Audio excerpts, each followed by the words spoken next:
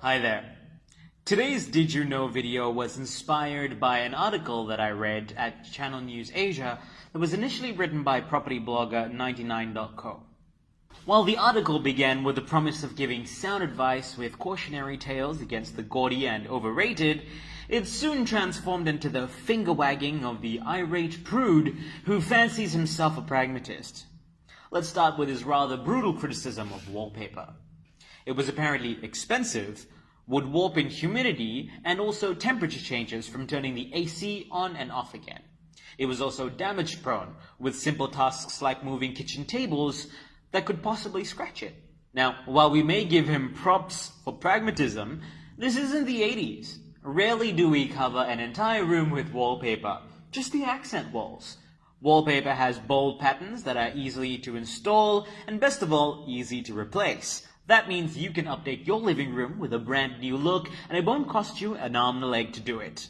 Next, the kitchen island is now an ostentatious but obsolete item in a kitchen. Accusing Singaporeans of doing everything they can to save space on a peninsula countertop only to place a kitchen island in the center of the kitchen with no real purpose.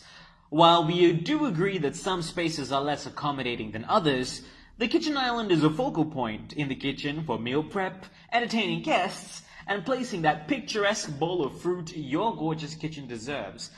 That kitchen renovation magazine centerfold look would be the envy of your guest.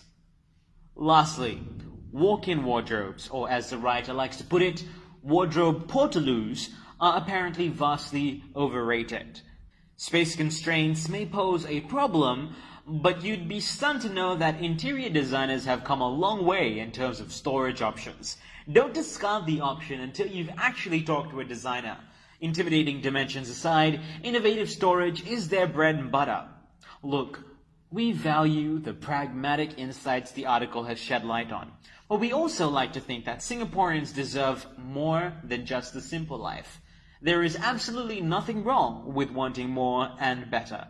So find an aesthetic that resonates with you and embrace it. You know you want to. I'm Malcolm, signing off with a simple message. Dare to dream, Singapore.